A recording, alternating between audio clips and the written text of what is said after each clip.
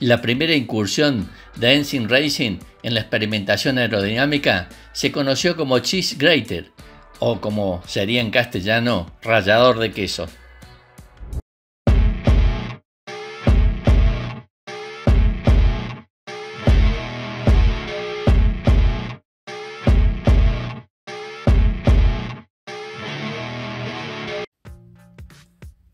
Ensign Racing Team fue un constructor británico de automóviles de Fórmula 1. De 119 grandes premios en los que participaron, únicamente iniciaron 87. De esas 87 carreras, Ensign logró 19 puntos del campeonato, pero sin podios.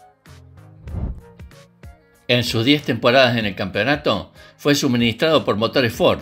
Su mejor resultado fue un cuarto lugar en el Gran Premio de Brasil de 1981, protagonizado por el suizo Marc Surer, donde además marcó la única vuelta rápida del equipo. Para su gran salto a la Fórmula 1, Ensign contrata los servicios del holandés Ricky van Oppel para 6 pruebas bastante discretas. Los primeros pilotos avanzados se llaman Chris Amon en 1975 y Jackie Ickx en 1976. El neozelandés sumó puntos por el quinto puesto en España en 1976, pero fue en 1977 cuando Ensign tuvo su mejor año. Maurice Nunn lidera al experimentado Claire Regazzoni y Jackie Ickx. Patrick Tambay, que debuta en la Fórmula 1, también conduce un Ensign para el equipo Theodore Racing. Ensign termina décimo en la general de fabricantes con 10 puntos. Nunca había conseguido un resultado mejor. Maurice Nunn se centrará entonces en los conductores jóvenes que pagan para poder conducir su auto. En 1978, un tal Nelson Piquet llega al Gran Premio de Alemania. Clasificado 21, se retiró por fallo en el motor. Derek Daly es otro novato que logra sumar un punto en el Gran Premio de Canadá con su sexto lugar. De vuelta con Ensign, Claire Regazzoni fue víctima de un terrible accidente en Long Beach, en Estados Unidos, en el año 1980. El suizo, sin freno alguno, chocó a toda velocidad con un Brabham y un muro de hormigón, perdiendo de esta forma la movilidad de sus piernas. Después de revender su chasis a su amigo Teddy Gibb, jefe de Theodore Racing, Maurice Nunn se distinguió al otro lado del Atlántico, oficiando como director técnico del Chip Ganassi. Asesora y toma a Jimmy Vasser, Alessandro Zanardi y Juan Pablo Montoya hacia el título en kart entre 1996 y 1999. Finalmente, le debemos a Maurice Nunn el sistema original de radiador triple vertical visto en el Ensign N179. 7 veces descalificado, el auto curiosamente fue víctima de un sobrecalentamiento y dicho calor escapaba directamente del cockpit. La primera incursión de Ensign Racing en la experimentación aerodinámica se conoció como cheese grater, o como sería en castellano, rallador de queso. La trompa del monoplaza, en forma de pala, albergaba 3 enormes radiadores montados en la parte delantera, dispuestos de forma escalonada. Su inusual diseño fue una gran noticia para la aerodinámica del chasis, pero no tanto para su estética. De hecho, el N179 es para muchos el Fórmula 1 más feo de todos los tiempos. El Ensign N179 con motor Cosworth DFV V8 fue diseñado por la dupla Maurice Nunn y Dave Baldwin para disputar la temporada del año 1979. Fue un emblemático Fórmula 1 que utilizaba de entrada los radiadores de agua y aceite en la trompa, haciendo a este auto parecido pero bien diferente a los demás, porque en una época de autos Wing Car que eran realmente lindos, y este resultó ser el más feo de la categoría por aquellos tiempos. El N179 apareció en Kialami, Sudáfrica, y su personal imagen llamó la atención en aquellos test previos al Gran Premio Africano. Así, todo el equipo debió abocarse a la ardua tarea de hermanar convenientemente todas las originales soluciones. La presentación se concretó apareciendo en pista un Fórmula 1 extraño, que todavía no estaba armado en su totalidad. Era un genuino Wing Car, pero a la vez completamente diferente. También se veían en el Ensign los amplios spoilers, el sólido chasis en su sector frontal y las simples suspensiones, con un ensanchamiento de trocha acorde con la búsqueda aerodinámica. La decisión de diseñar este auto respondía a la intención de aprovechar plenamente el efecto suelo, extrayendo todo obstáculo del interior de los pontones laterales. El Ensign N179 disputó solamente las tandas clasificatorias de un Gran Premio, pero aún así mucha gente lo recuerda. Manejado por Derek Daly en el Gran Premio de Sudáfrica de 1979, el auto en cuestión logró un resultado para el olvido, ya que ni siquiera clasificó para la carrera. La escudería corrió las dos primeras etapas del año con los viejos y pesados N177. Este nuevo modelo se basaba en la mejoría de la distribución de peso para mejorar el efecto suelo del auto, pero no lo consiguió. Por tanto, la única aparición del N179 fue en Kyalami, ya que luego el equipo optó por cambiar la configuración del auto por otra más armoniosa y con una delantera estándar, pero no mejoró nada y el auto era realmente malo. Al final, esta loca obra fue abandonada tiempo después y así apareció el auto luciendo un nuevo modelo en los boxes de Long Beach, es decir, los radiadores fueron extraídos de la trompa y fueron colocados nuevamente en el interior de los pontones laterales. Ensign se sumaría a una época histórica de la máxima categoría, donde el ingenio y la astucia estaban al orden del día. Pero vayamos al comienzo de esta historia, repasando los diseños de los autos del equipo Ensign. Tras el éxito de sus autos de Fórmula 3 en 1971 y 1972, Moon diseñó y construyó un auto de Fórmula 1 para 1973, el Ensign N173, financiado y conducido por Ricky Von Oppel. El diseño del Ensign de Fórmula 1 comenzó en diciembre de 1972, a cargo de Moon, quien también contó con la supervisión del diseñador de Lotus, David Baldwin. Num construyó el monocasco en el taller del Team Ensign, en Walsall, bajo plano y ancho, con el motor como elemento principal. La suspensión delantera era convencional, con brazos oscilantes superiores e inferiores, y unidades de muelle amortiguador exteriores. En la parte trasera utilizaba dos brazos inferiores y uno superior, con brazos radiales. El radiador principal se ubicaba en el morro, bajo y ancho, con radiadores de aceite montados sobre los pontones, delante de ruedas traseras. La característica más llamativa era la envolvente carrocería trasera. Ricky Von Oppel era miembro de la familia de fabricantes de automóviles Opel y logró financiar su propia carrera deportiva, pasando rápidamente de la Fórmula 4 en 1970 a la Fórmula 3 con un Lotus 69 en 1971 y luego con un Ensign LNF372 en 1972, donde ganó 6 carreras. Compró 4 nuevos motores Cosworth DFV para el proyecto de Fórmula 1, además de financiarlo en su totalidad. Tras las pruebas de junio de 1973, el nuevo auto debutó en el Gran Premio de Francia, que el equipo aprovechó como entrenamiento extendido, clasificándose en la parte trasera de la parrilla y rodando desde atrás para terminar en la posición 15. Van Oppel no pudo ofrecer a Num mucha información sobre el auto, así que Peter Getting lo probó la semana siguiente, lo que resultó en cambios en la suspensión y alerones traseros. Dave Baldwin anunció su marcha de Lotus para unirse al equipo de Num antes del Gran Premio de Gran Bretaña, pero al principio continuó trabajando desde Norfolk. El resto de la temporada fue una experiencia de aprendizaje para Von Oppel y para el equipo, pero como Von Oppel tenía poca idea de cómo mejorar el auto, el progreso fue lento. Clasificó 21 de los 29 autos en el Gran Premio de Gran Bretaña, y de nuevo el auto fue lo suficientemente fiable como para terminar la carrera, aunque último, a 2 vueltas de los restos de la parrilla. Animado por este rendimiento, mejoró hasta la posición 14 en los entrenamientos de Zandvoort, pero una rotura en el soporte de suspensión lo dejó fuera de carrera. Solo logró el puesto 19 en los entrenamientos del Gran Premio de Austria, donde Ensign se retiró por problemas de presión de combustible. En el Gran Premio de Italia, Von Oppel se ubicó 17 en la parrilla, por delante de todos los Shadows y Williams y entre los BRM, pero se retiró pronto por sobrecalentamiento.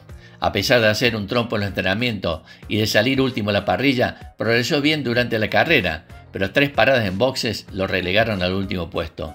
El equipo tuvo entonces un fin de semana terrible en Watkins Glen y Von Oppel admitió no tener ni idea de cómo hacer el auto fuera más rápido. Salió último en la parrilla y se retiró en la primera vuelta.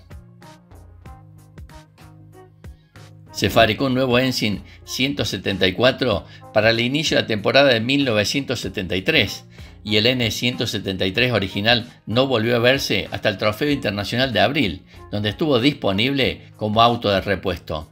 Von Oppel abandonó el proyecto y Bernd Schumann se hizo cargo de la conducción con el apoyo de Teddy Gibbs. El auto original se volvió a presentar tras la finalización del contrato de Schumann y fue conducido por Mick Wales en Austria, Italia y Canadá, pero no logró clasificarse en ninguna de las ocasiones. Finalmente logró entrar en la parrilla de salida en Watkins Glen, pero no logró clasificarse. El Ensign N174 fue una versión mejorada del N173 para que Ricky Von Oppel y el equipo Ensign continuaran el proceso de aprendizaje de la Fórmula 1.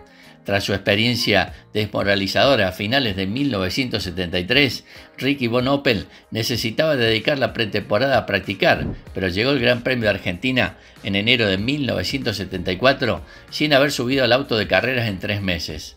Monum había aprovechado el tiempo para construir una versión actualizada del Ensign N173, priorizando la facilidad de mantenimiento, pero también con una suspensión trasera, una caja de aire y un sistema de agua caliente y aceite revisado. El nuevo auto necesitaba mejoras, pero Von Oppel no contaba con ellas y, asustado por su errático manejo, decidió sabiamente no participar del Gran Premio. El equipo se saltó el Gran Premio de Brasil para centrarse en nuevas revisiones del auto, combinando el alerón trasero por uno de parte central y modificando el diseño del alerón delantero tras las pruebas en el túnel de viento de Mira. Aún así, Von Oppel encontró el auto peligrosamente inestable y una vez más decidió no participar en la carrera de campeones. Cuando decidió no competir tampoco en el Trofeo Internacional, Brian Redman fue contratado y tuvo una buena actuación, terminando octavo. Von Oppel pronto confirmó su salida del equipo. Bernd Schumann y su patrocinador Teddy Gibbs llegaron rápidamente a un acuerdo para hacerse cargo de la conducción del Ensign y el auto fue repintado del verde oscuro de Von Oppel a un naranja vibrante. El australiano se clasificó en la posición 14 de 31 para el Gran Premio de Bélgica y luego logró clasificarse para el Gran Premio de Mónaco, una hazaña nada fácil para el pequeño equipo, pero no progresó más y terminó su tiempo al volante con 2 no clasificaciones. Fue reemplazado por Mike Wales en el Gran Premio de Austria, pero condujo el antiguo N173 MN01 en sus 4 carreras. Monum encontró un nuevo patrocinador para 1975, una firma holandesa, y nominaron a Rolf Wanderijk al volante, reemplazándolo más tarde por el experimentado Gijs van Lennep, a tiempo para el Gran Premio de Holanda. Ensign produjo otro auto nuevo, el Ensign N175, para el Gran Premio de Francia, pero cuando Ensign y la firma holandesa se separaron a finales del año 75, HB se quedó con el N175 y Ensign tuvo que comenzar la temporada de 1976 con el antiguo N174. Chris Amon se unió a Ensign y demostró que el antiguo auto aún tenía potencial. Una vez completado el N176, Para el año 1976, el N174 se vendió y fue corrido por Guy Edwards en la serie Shell Sport G8. Aquí el nivel de competencia fue completamente diferente y Edwards puso el auto en la pole position para su primera carrera. También lo utilizó John Lipp en una carrera libre en Silverstone, estableciendo un récord absoluto de vuelta en el circuito de clubes con este auto, que perduró hasta la década de 1980. El Ensign pasó posteriormente a manos de Robert Smith para la serie Aurora de 1979, hasta que su compañero de equipo, Richard Jones, lo dañó en Snetterton. Se vendió sin reparar a George Wally Potter, quien utilizó el tren de rodaje en un Lotus Spirit que estaba construyendo para la serie Donington GT de 1981.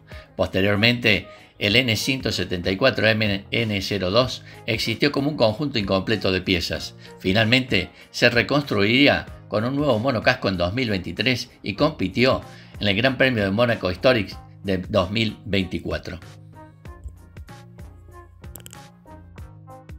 Después de 4 temporadas, utilizando los elegantes diseños N175 a N177 de Dave Baldwin, Monum intentó un diseño de auto de ala completamente nuevo para el año 1979, que no tuvo éxito.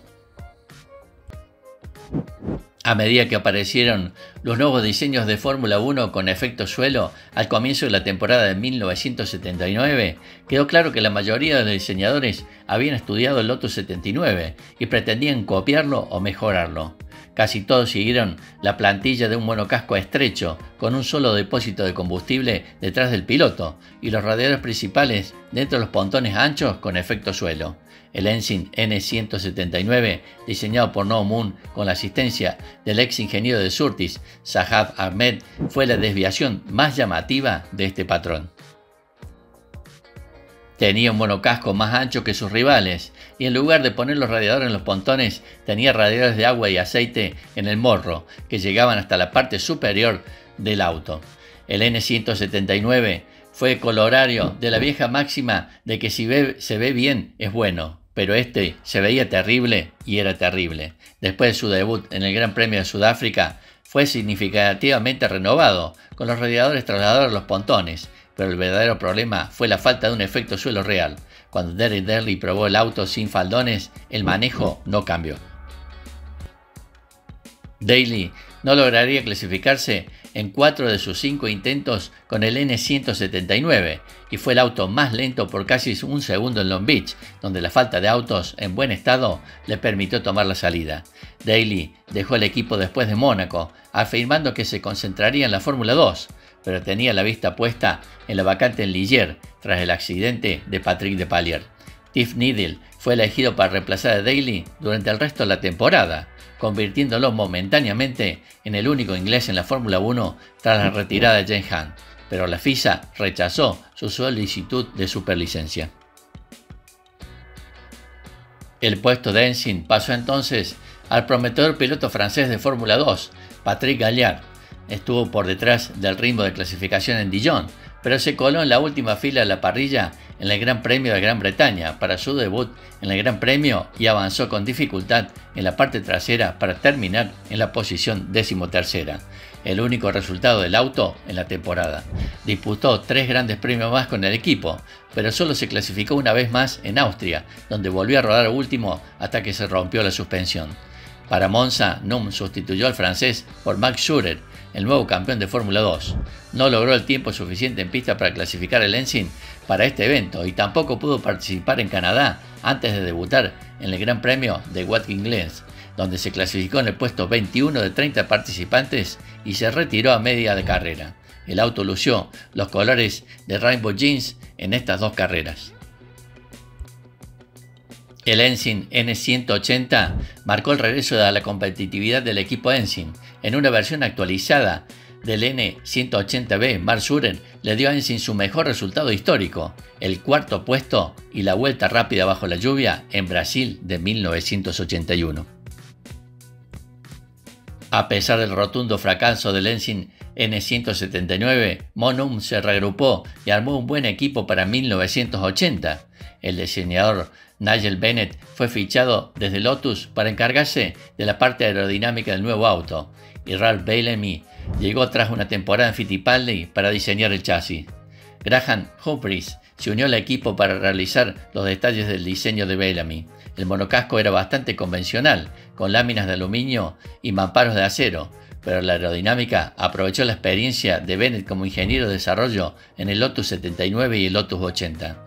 Clay Regazzoni se reincorporó como piloto tras una exitosa temporada en Williams, y Nunn convenció a la empresa británica de componentes Unipart para que lo patrocinara.